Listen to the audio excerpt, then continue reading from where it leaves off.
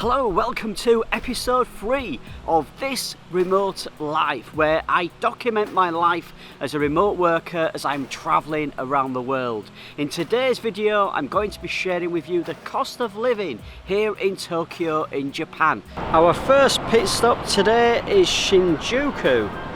I highly recommend that you have a look around before going to the first restaurant that you see. You can find a big price difference no matter where you are in Tokyo. In one restaurant, a bowl of ramen might be 800, 900 yen. Somewhere a couple of streets away it will be 400, 500 yen. So definitely shop around. You will also find a lot of restaurants you order your food from a machine like this. For a McDonald's breakfast, it will cost you 250 yen, which is basically a McMuffin and a drink. If you want to park your bicycle, it will cost you 100 yen for 9 hours. And I love in Japan that they have the bowls showing what you will actually receive. And as I said, the price of food can really vary. In this place it's 830 for a large bowl of ramen. It is worth bearing in mind that most of the shops don't open until 10 AM. Here's another tip for you all. If you are out shopping and you are looking to buy electrical items like maybe lenses or cameras, then bring your passport, because that means that you don't have to pay tax, which saves you quite a bit of money here in Japan.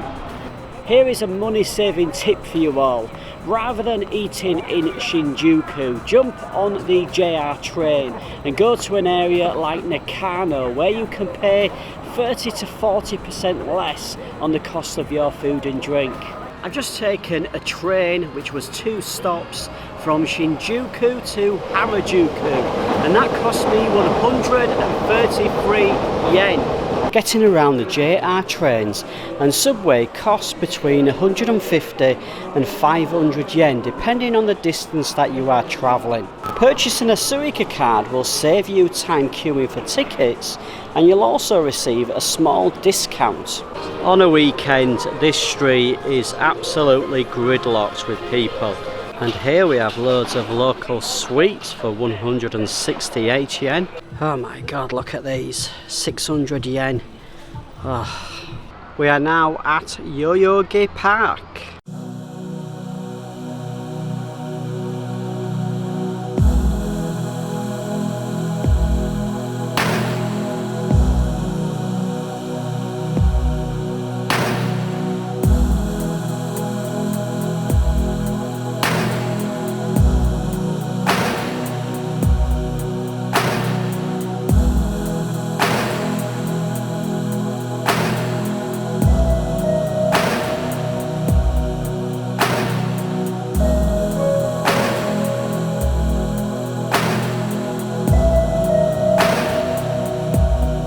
For a drink in a vending machine in this type of location, you are looking at 130 to 150 yen. Entrance to parks and gardens can cost anything from 150 to 300 yen, depending on which park or garden you are actually visiting. This park though is absolutely free of charge, and the crows are out in force today. I am sure they are stalking me.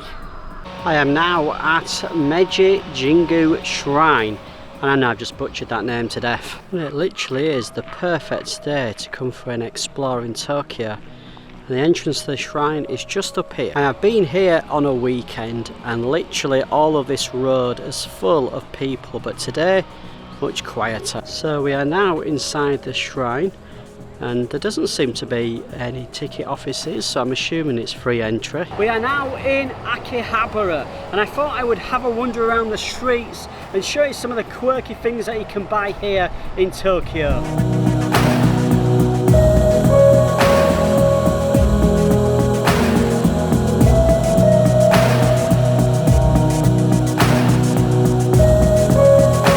Let's start off with the capsule stations. These range in price between 200 and 300 yen. And I just purchased a Star Wars capsule, so we'll see what's inside it later. Around here you have a mix of everything: camera shops, electrical goods, comics. I love coming to this part of the city. There's so much to see and do. rubber chicken for 780 yen. I've also noticed that food seems to be more expensive here. We've got 1,290 yen for a pizza. Absolutely loads of these capsules. I can see some for 500 yen. And these toys here are ranging from 1,400 yen to 1,600. You will also find lots of amusement arcades. So this is what I got in my little capsule. It's R2Q5. It's a new character. I am back in my apartment, and if you haven't seen the tour of my tiny place that I've been living in for the last 4 weeks, I'll leave a link to it up above in the card and also down in the description.